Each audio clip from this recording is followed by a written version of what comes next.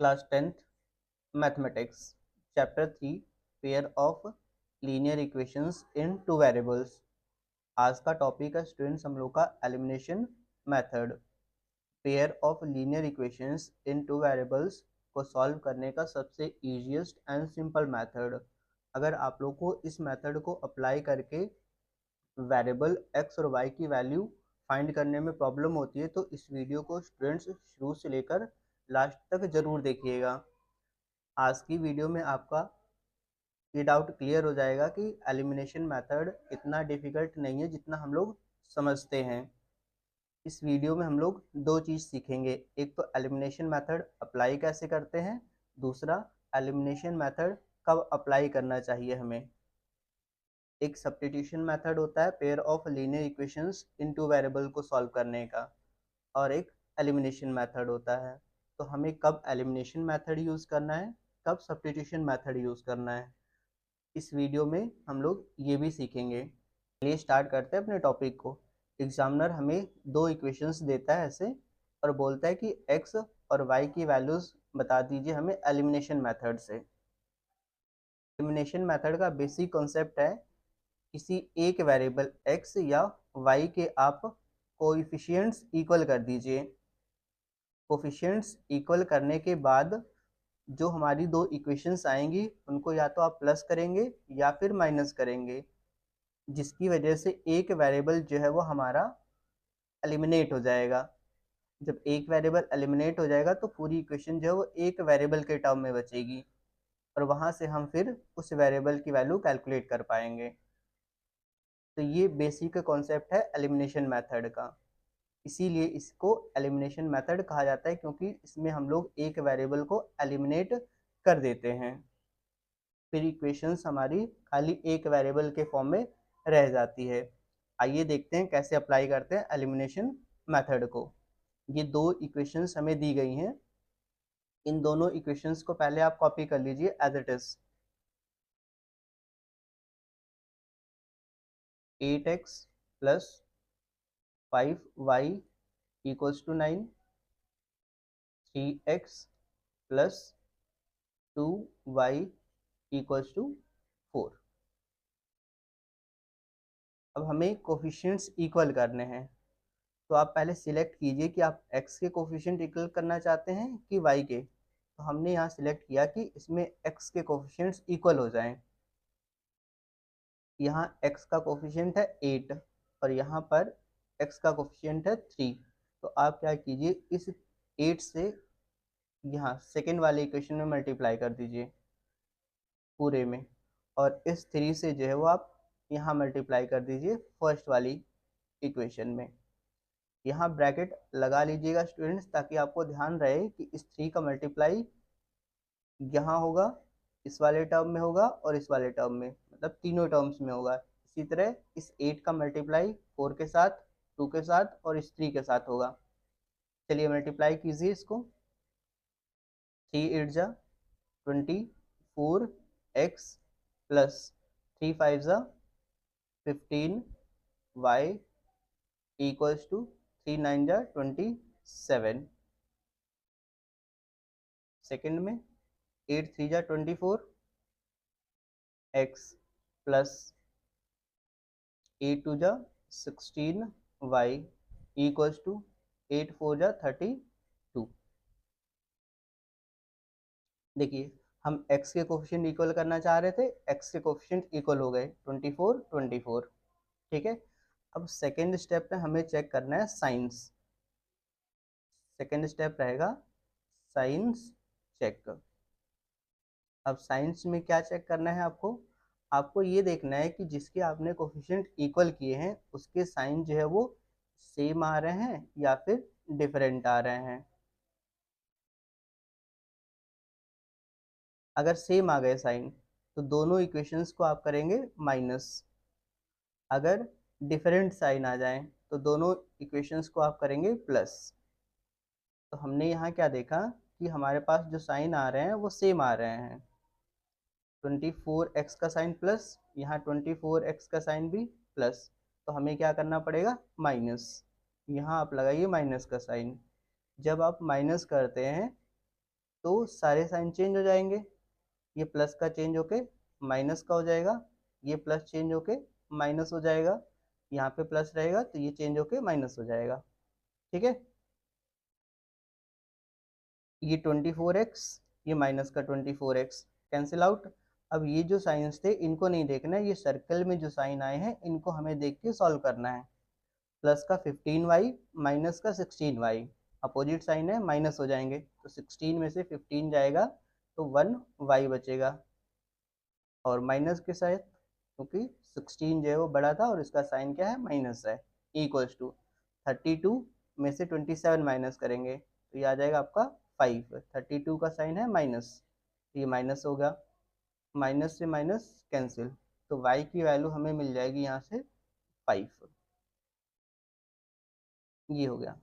अब इस y की वैल्यू को आप किसी भी इक्वेशन में जो हमें दी गई थी शुरुआत में उसमें पुट करके x की वैल्यू कैलकुलेट कर दीजिए।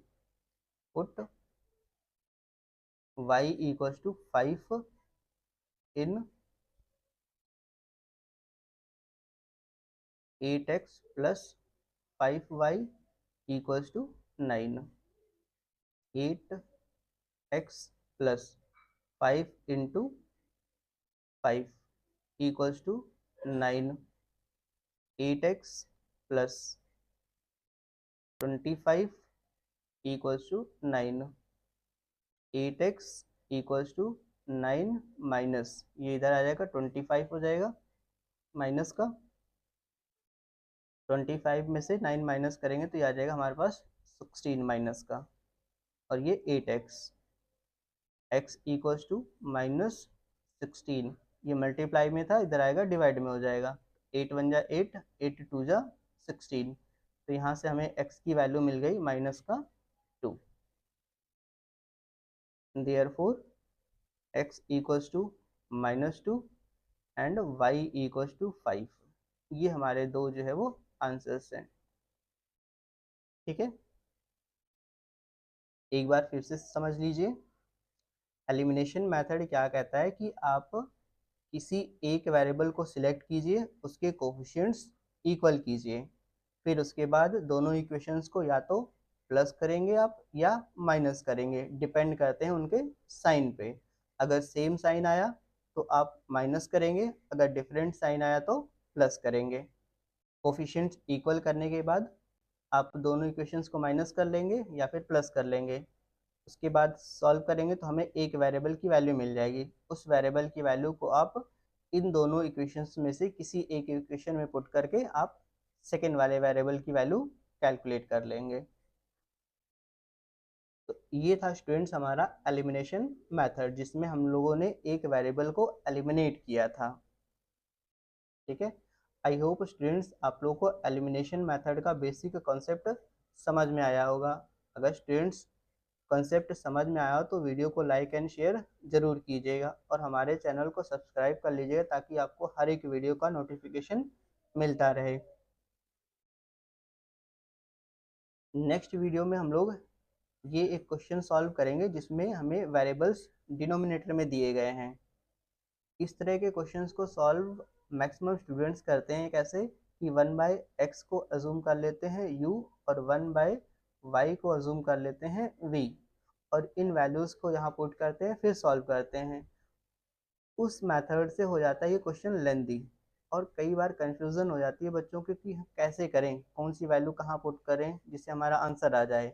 बट हम लोग अभी जो एलिमिनेशन का बेसिक कॉन्सेप्ट हम लोगों ने सीखा था, कोफिशिएंट्स इक्वल करने वाला, इसी मेथड से हम लोग इस क्वेश्चन को भी सॉल्व कर सकते हैं।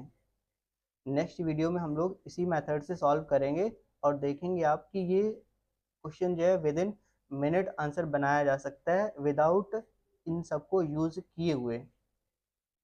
आइए सीखते हैं कब हमें सब्स्टिट्यूशन मेथड यूज करना चाहिए और कब हमें एलिमिनेशन मेथड यूज करना चाहिए।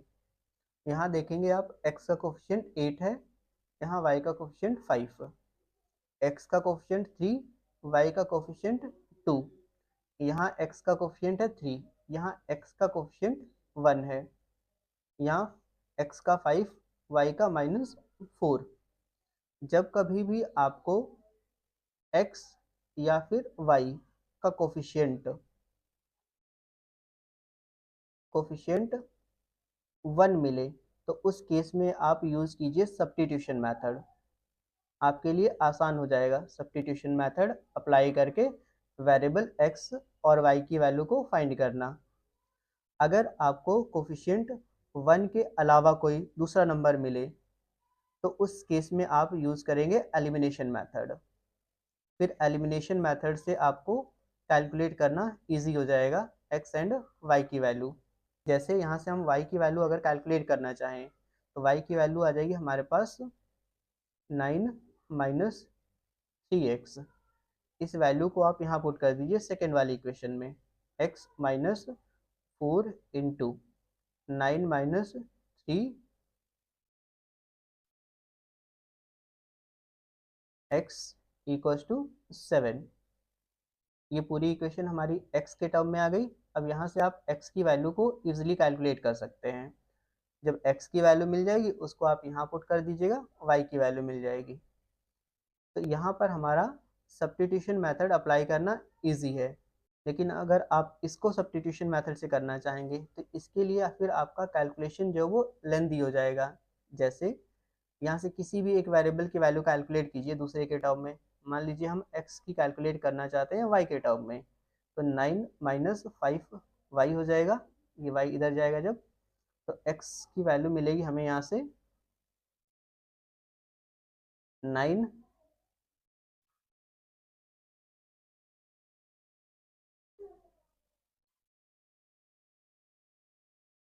9 माइनस 5y अपॉन में 8।